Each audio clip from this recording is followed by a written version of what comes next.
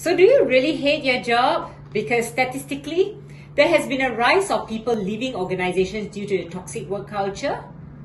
But is quitting really the only way to solve a problem? Instead of quitting, let me share with you 3 approaches you can try with your employer. Tip number 1, voice out your concerns. If there's a concern, always voice it out because nobody can read our minds. So once we voice it out with our superior, maybe there can be a solution that can come, a middle point, a middle ground that can be worked out on that will make you and the management happy. Tip number 2, renegotiate your terms. But come on, if you're going to renegotiate your terms, make sure it's a win-win situation.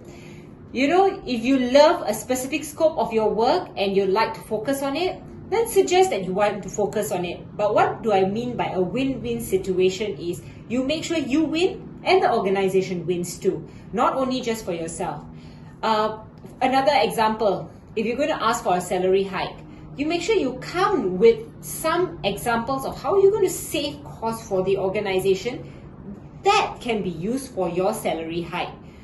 Organizations are always looking for ways to cost cut. So that will be a very good way to figure out within your scope of job how you're going to cost cut and save the company money. Tip number 3, request for a department change.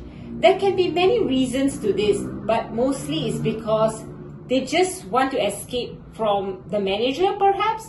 Remember, people don't just quit organizations, they actually quit their bosses. They have enough of it, they can't stand it, that they just leave the organization. So toxic culture can bring people down the drain and make people very demotivated and depressed. So remember, if you're going through a toxic culture, make sure you use these 3 tips and share these 3 tips out to whoever who will benefit from it.